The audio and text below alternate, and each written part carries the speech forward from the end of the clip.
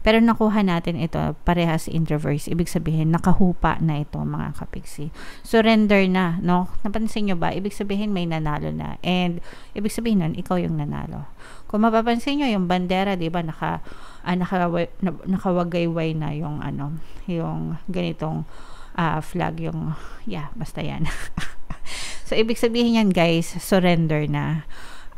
And we have to surrender, no? Kumbaga parang sinasabi din dito na i-surrender natin sa taas, sa divine, yung ating mga problema, mga pighati.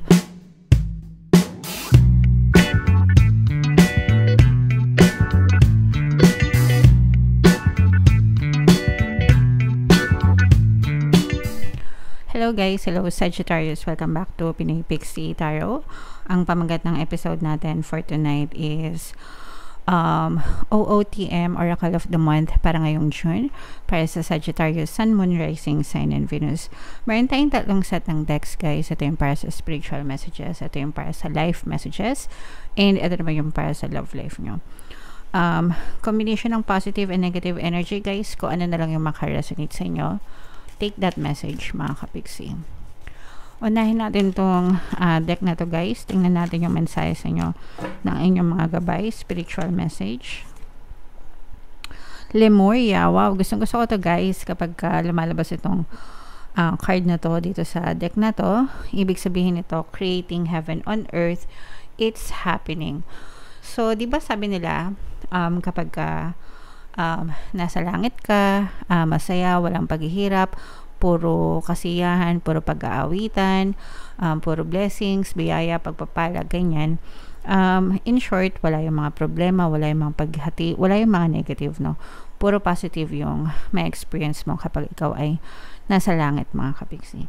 Pero, hindi mo kailangang antayin, no? na mamatay ka. Kasi syempre, mapupunta ka lang naman sa langit kapag namatay ka na, di ba? Wag mong antayin na mamatay ka para ma-experience mo yung ganong klaseng kasiyahan sa buhay mo. When in fact, pwede mo naman siyang gawin habang nabubuhay ka, mga kapiksi. So, live life happily, guys, no? Create your own heaven on earth. Dito sa mundong ito na punong-puno ng kasiyahan, pagpapala, blessings, by focusing your attention sa lahat ng magagandang bagay dito sa lupa, mga kapiksi. Not just sa material na bagay, di ba? But be grateful, be really grateful sa lahat ng mga blessings na natatamasa nyo, di ba? No matter how big, no matter how small. Syempre kanya-kanya tayo ng status sa buhay. Merong mga tao na talagang super pinagpala na mararangya. Meron namang ibang tao na pinanganak sila na salat. But hindi naman na may measure sa kung gaano ka karami ng kayamanan para maging masaya ka. When in fact, there are some people na mayayaman nga sila, diba? They have a lot of wealth and abundance pagdating sa kaperahan, but they have a lot of problems, hindi sila masaya. Yung iba, diba, may mga nagsisuicide pa, may mga iba na mga sikat, diba, nagsisuicide pa sila because they really cannot find the happiness within. Sometimes naman, yung ibang household, kahit salat-salat sila sa material na bagay, punong-puno naman sila ng pag-ibig at kasiyahan. So, depende talaga yan, guys, sa perspective nyo sa buhay. Okay? So, in short, be happy. Okay? Be happy, be grateful. Yung pagiging grateful, yun yung pinaka-importante, guys. Okay? Kasi kapag ka-grateful ka, meron kang contentment and you will find happiness from the things na meron kayo sa buhay nyo. Okay? So, always be grateful, guys. Again, walang katapusang pasasalamat sa lahat ng meron tayo sa buhay natin. Let's make the best out of it, mga kapiksi. Okay? And, yeah, kayang-kaya nyo yan, guys. Alright? So, comment down below if feeling nyo nakaresonate kayo dyan sa message na yan. Yung next message naman natin is para sa life message nyo, guys. Shuffle ko to. Habang sinashuffle ko to, panoorin nyo muna yung video natin regarding sa ating paano mag-manifest ng abundance video course. Kapiksi, sawa ka na ba sa mga struggles at hirap sa buhay mo? Masipag ka ba at masikap sa buhay ngunit hindi ka pa rin umaasenso? Ilang beses ka na bang nag-attempt magnegosyo at mag-invest pero palagi ka pa rin nalulugi? Sa pagkakataon na ito ay maaaring may subconscious beliefs ka na nagiging balakid sa iyong pag-unlad at pagyaman. Introducing, paano mag-manifest ng abundance video course. Dito ay matututunan mong ma-overcome ang mga balakid mo para tuluyan ka ng umunlad, umasenso, sumagana, maging matagumpay, successful at maswerte sa iyong kabuhayan, pera, trabaho, negosyo, salapi at kaperahan ng bonggang-bongga. Dali, mag-send na ng email sa pinoypixie@gmail.com at simulan na ang iyong pagyaman ngayon. Alright. So, sa lahat ng gusto mag-avail ng course, guys, may promo tayo until May 31. Magbibigay ako ng 200 pesos na discount. O kaya naman ay 1 free pampaswerte subliminal sa lahat na mag-avail ng course until May 31, guys. Kaya mag-avail na kayo. Meron din tayong email coaching, manifest your desires using the law of attraction sa lahat ng gustong matutong mag-manifest sa love and relationship or money or career. Pwede kayong magpabook ng email coaching session with me. So, ito guys, sobrang ganda nito mga kapixie, no? We have the Lookout and the War of the Roses. Parehas natin siya nakuha in reverse. Kapag nakuha natin siya ng upright, these are negative energies. Kasi ibig sabihin nito, may mga gusot, may mga gulo, may mga problema, may mga pagsubok, may mga trouble na kinakaharap kayo. And may mga pag-aaway. May mga gulo, again, gulo, pag-aaway, hindi pagkakasunduan, miscommunication, misunderstanding, magulo, in short. Pero nakuha natin ito parehas in reverse. Ibig sabihin, nakahupa na ito mga kapixie. Surrender na, no? Napansin nyo ba? Ibig sabihin may nanalo na. And ibig sabihin nun, ikaw yung nanalo. Kung mapapansin nyo, yung bandera, di ba, nakawagayway na yung yung ganitong flag, yung, basta yan. So, ibig sabihin yan, guys, surrender na. And we have to surrender, no? Kumbaga parang sinasabi din dito na i-surrender natin sa taas, sa divine, yung ating mga problema, mga pighati, para tuluyan silang maglaho. The heaven will take care of it for you, mga kapixie.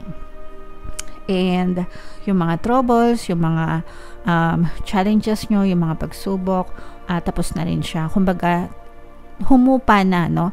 Pwedeng na-experience nyo pa, guys, na meron pang mga pwedeng may mga emotional pain pa kayo, hindi pa kayo masyadong matahimik, ganyan, pero nalampasan nyo na kumbaga yung delubyo, yung pinaka-climax, no? Yung pinaka-intense, yan. Yung pinaka-intense na energy ng problema, yung kasagsagan, yung heightened, kumbaga, ng problema or pagsubok nyo. Nalampasan nyo na siya, and you just have to surrender to the divine and everything will work out in your favor. So, hindi naman ito kumbaga parang papunta na kayo sa recovery period, mga kapixie. So, this is something that, again, you should be grateful for, guys, no? Kailangan talagang nagpapasalamat kayo sa mga ganyang klaseng experience sa buhay niyo, mga kapixie. And, so, magiging ma-okay din ang lahat, guys. Just tell yourself, everything is working out in my favor. Magiging pabor din sa akin yung mga sitwasyon. This too shall pass. Lilipas din ako. Yan yung mga favorite kong affirmations, guys, kapag merong hindi masyadong kagandahang nangyayari sa circumstances. Kasi hindi naman natin mapredict talaga kung ano yung eksaktong mangyayari sa circumstance natin, no? Makikita lang natin yung energy, kung bad or good energy, diba? But yung eksaktong mangyayari, hindi natin yun makikita, but we can at least prevent yung mga negative circumstances by always focusing on positive circumstances. Alright? Okay, so comment down below, guys, if feeling nyo naka-resonate kayo dyan.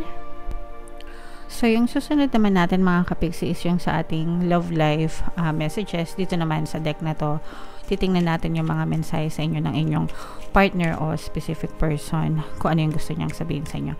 By the way, mga kapixie, habang sinashuffle ko to, magkakaroon tayo ng panibagong course. Paano mawala ang third party and magkaroon ng harmonious na relationship. So, coming soon yan, abangan nyo yung announcement kapag available na. So, ito yung mga mensahe sa inyo ng inyong partner or specific person. Ito yung nasa sa isip niya na either gusto niyang sabihin sa'yo or gusto niyang itago sa'yo. Pero ito yung deep thoughts niya, mga kapixie. I feel you leaving me behind. You and I we're too young. Okay? So, for some of you guys, parang feeling ng person mo, parang hindi pa kayo ready, or parang feeling niya, hindi ka pa ready sa kanya kasi parang feeling niya, iiwan mo siya. Pwedeng dahil sa, etong you and I were too young, not necessarily sa edad, no, mga kapiksi. Pero pwedeng may pagka-immature yung pag-iisip, how you handle things, or yung may pagka-immature sa relationship, ganyan. Pwedeng parehas kayo, pwedeng siya or pwedeng ikaw, na-observe niya yun, mga kapiksi, and parang feeling niya hindi pa tamang time para sa inyo, mga kapiksi. And for some of you, sabi ko nga guys, parang feeling niya iiwan mo siya, mga kapiksi. Okay? So, pwede ito guys, kahit na nagsasama na kayo, or pwedeng no contact, ganyan. Actually, kahit anong situationship nyo, pwedeng nagsasama kayo, pwedeng magjowa pa lang, ganyan, in a relationship, nagkakaproblema sa relasyon, ganyan.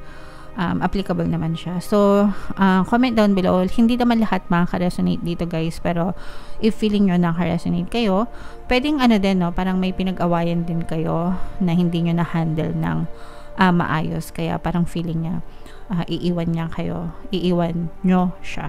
Okay? Alright. So, yeah. Comment down below, mga kapiksi, kung saang message kayo naka-resonate dito guys. Dito ba sa spiritual? Dito ba sa life messages? Or dito ba sa love life? Comment down below, mga kapiksi. Ito yung ating mga pampaswerte subliminals guys. Pakinggan nyo para makatulong sa inyo.